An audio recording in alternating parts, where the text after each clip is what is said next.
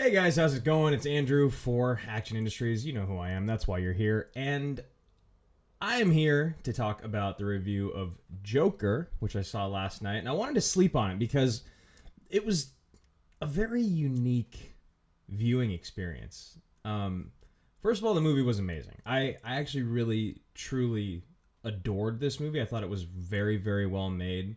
I think that you should go see it. I think that you must watch it at least once or twice to really kind of get a full grasp on everything that goes on in this movie. And I mean, it's just a lot. It's a lot to watch. It's a lot to swallow. It's a lot to take in. And it's definitely not going to be a fun second viewing. The first viewing wasn't really a good time. You know, I was there with Ben, and we watched the movie, and we kept looking at each other, kind of giving each other this look of like, jeez, like this is intense. But what I will say is from the very beginning, from at least the first few minutes in, you can tell that you're watching like filmmaking masterpiece. You're watching an actor at the top of his game, like masterclass acting, directing, cinematography. All of it is just absolutely incredible. And the way that Todd Phillips shoots the movie, you feel a little bit like you're kind of descending into madness as well. Like there's definitely the scenes that really capture what the Joker is going through, what Arthur is going through mentally in the scene, and the way that him and the director of photography and the cinematographer work that into the story and kind of in telling the story is one of the coolest things about it. And I'm really, really excited about Todd Phillips' career moving forward. I can't wait to see the Hulk Hogan biopic he's going to be directing with Hemsworth. I think that this is a big, big step in the right direction for him in his career. He's made us laugh for so long, and you know, there's definitely some humor in this movie, like very, very far and few between. And you can look for it. Like if you're looking for the humor in a very dark sense of humor, dark comedy type of way, you can find it. But one thing I will say is, or I have to talk about, is the whole violence thing and how people have talked about how this really glorifies violence and especially the climate with today's everything. People ask, is this the right time? Is this a movie that should be made? Is this a movie that should be watched by people? And one thing that I realized when I was watching the movie and about the violence that occurs in it is it's not romanticized. You don't look at it and you're like, wow, that's awesome, or this is badass, or this part of the story where that, you know, incites violence is really cool. It's more of kind of a look at society, I guess, and also, since it doesn't romanticize it, you're not looking at it in a way of like, oh man, I want to go and do this, or that's a really cool thing. You're literally watching someone lose their mind and get pushed to their limits completely. Like it's very reminiscent of Taxi Driver in that sense. But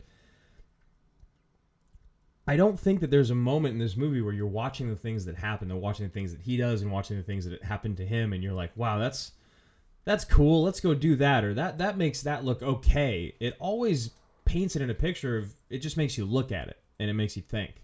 And I think that's one of the biggest things about this movie, and one of the reasons why I didn't want to review it until today was that I had to think on it. I had to sleep on it, and I had to think about it all day today. You know, it's been about 24 hours since I watched the movie, and I thought about it a lot. I think that Joaquin is just wonderful. I think he may be the best working actor right now. Honestly, you watch this, I think one of the things that you do when you watch this movie is you have to keep thinking about Walk the Line, and keep thinking about Gladiator, and keep thinking about Her, and think of all the other movies that he's done. And how much he disappears into this role is fascinating. It's mesmerizing. He absolutely owns this to the point to where when you're watching him, you really do just believe it's him. And if it didn't look like Joaquin Phoenix, you would be like, wow, this crazy dude looks exactly like Joaquin Phoenix, because he just disappears. And just for that alone, this movie is worth a rewatch. It's worth the first and the rewatch just to watch him in his element. Now, that being said, not easy to watch. It's not a family movie. Don't take your kids to see this. Don't even take your high school kids to see this, honestly. Like, if they're freshmen or sophomores, like, no. If they're juniors and seniors, I could see it. They're going to go with their friends anyway, so if they really want to go watch it with them. But this is definitely not a movie that's made for kids, not just because of the violence and the language, but because of just the tone, like the serious tone and the message that's coming through the whole time, and the way that you watch this like almost too real depiction of a man whose life completely falls apart. Like, you watch it and you feel for him. You really do. But at the same time, you don't agree with what he does. And I think that's what's really important. I think that's what needs to be focused on more than just the violence and what happens to him and what he does to people is that you're given a choice when you watch what happens to either think what he does is great or think that he goes the wrong way about it. And that's I mean, I don't want to spoil anything. Other things about this movie that I really like is kind of the painting of the Wayne family and how you see them. I think it's really interesting. It's something that I haven't ever seen before. I don't read a lot of comics, so I don't know if this is something from any of the comics out there. It's not from what I've heard, but I really don't know.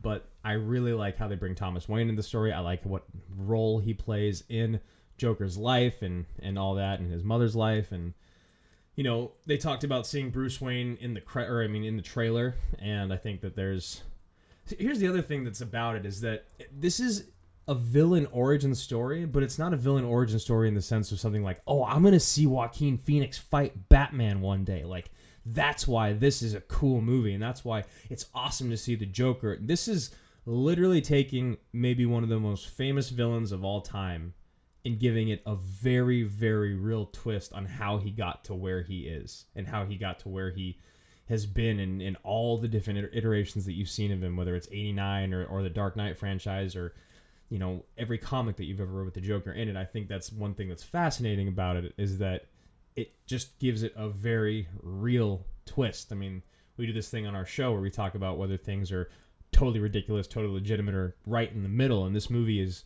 almost too legitimate for its own good, but it's not. It's not quite there. I think that they toe the line perfectly. So I guess on a scale from 1 to 10, I'd probably give it a 9, maybe like a 9.2 or 3.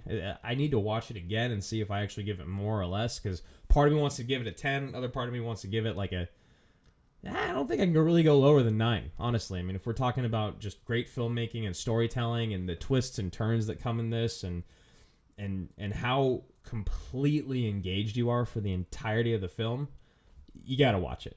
Will you walk away from it being like, oh, that was awesome? No.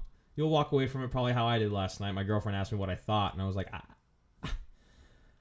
I don't know. She's like, well, did you like it? And I was like, I don't know. Yes, now I can tell you I did like it. Was it enjoyable?